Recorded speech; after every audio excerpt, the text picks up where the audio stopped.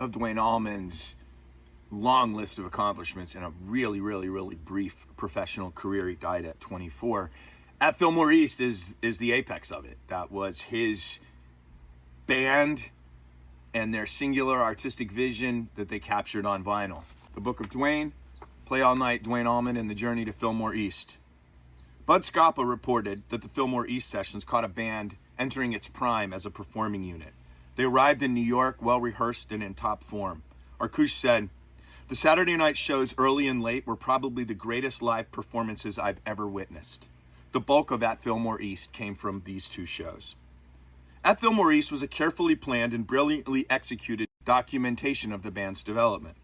Listeners can hear the closeness of the musicians in their conversations, each improvising his part, whether soloing, comping, or both simultaneously. What made that weekend special is that we had been out on the road. We'd been playing these songs, and sometimes everything comes together at the right time.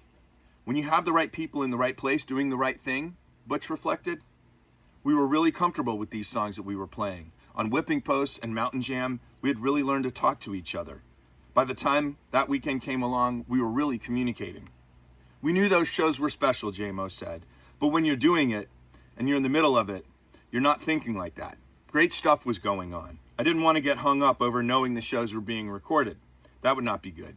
You need to get your mind off of that so you don't get hung up and forget what you're supposed to be doing, which is playing music and connecting with an audience. Vitamin ABB. Trust me, I'm a doctor. At Fillmore East is such a significant record to Duane Allman and to the Allman Brothers legacy, and that it's much deeper than just their best-selling record, but the stakes that were on the line when they recorded that record. They were going to break the band up after two very unsuccessful records, and hundreds of thousands of dollars dumped into the band. The fact that they recorded live in front of, it's the biggest stage in rock.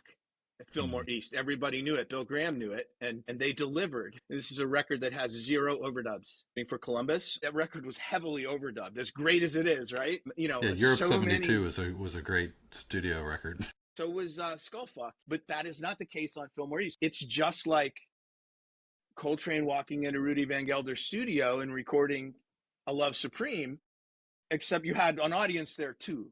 I mean, in no way am I saying their achievement is bigger than John Coltrane's. No way am I saying that. What I'm saying, though, is I think a lot of times that record people think about, oh, it's a great live album, like Get Your Ya-Ya's Out is a live album.